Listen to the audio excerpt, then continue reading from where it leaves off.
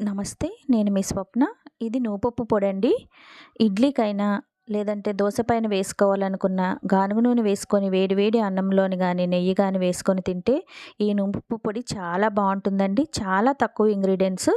ఒక కప్పు నువ్వులు, 4 వెల్లుల్లి రేఖలు, స్పూన్ ధనియాలు, స్పూన్ జీలకర్ర, కొంచెం కరివేపాకు, ఒక 30 ఎండుమిరపకాయ ముక్కలండి. నువ్వుపప్పుని ద్వారగా ఎంచుకొని ఒక ప్లేట్‌లోకి వేసుకోండి. అదే పాన్‌లోని తీసుకున్న ఇంగ్రీడియెంట్స్ ఒక్కొక్కటి చొప్పున ఒక్కొక్క నిమిషం పాటు వేయించుకొని ప్లేట్‌లోకి వేసుకోండి. లాస్ట్‌లోని ఒక స్పూన్ కల్లుప్పు తీసుకోండి. ఆ స్పూన్ మెజర్‌మెంటేనండి నేను తీసుకున్నవన్నీ. కల్లుప్పును కూడా చక్కగా కొంచెం బాగా ఫ్రై అయ్యేంత వరకు ఫ్రై చేసుకొని సేమ్ అదే ప్లేట్‌లోకి వేసేసుకొని చల్లారిన తర్వాత మిక్సీ జార్‌లో వేసుకొని ఫస్ట్ ఇంగ్రీడియెంట్స్ అన్నీ గ్రైండ్ చేసుకోండి. తర్వాత నువ్వుల్ని వేసుకొని గ్రైండ్ చేసుకోండి. తర్వాత తీసుకున్న వెల్లుల్లి రేఖలను కూడా వేసుకొని గ్రైండ్ చేసుకొని ఒక డబ్బాలో స్టోర్ చేసి పెట్టుకుంటే 1 ఇయర్ పాటు నిలువ ఉంటుందండి. చాలా బావుంటుంది. ట్రై చేయండి. నచ్చితే ప్లీజ్ నా ఛానల్‌ని సబ్స్క్రైబ్ చేయండి. Thank you.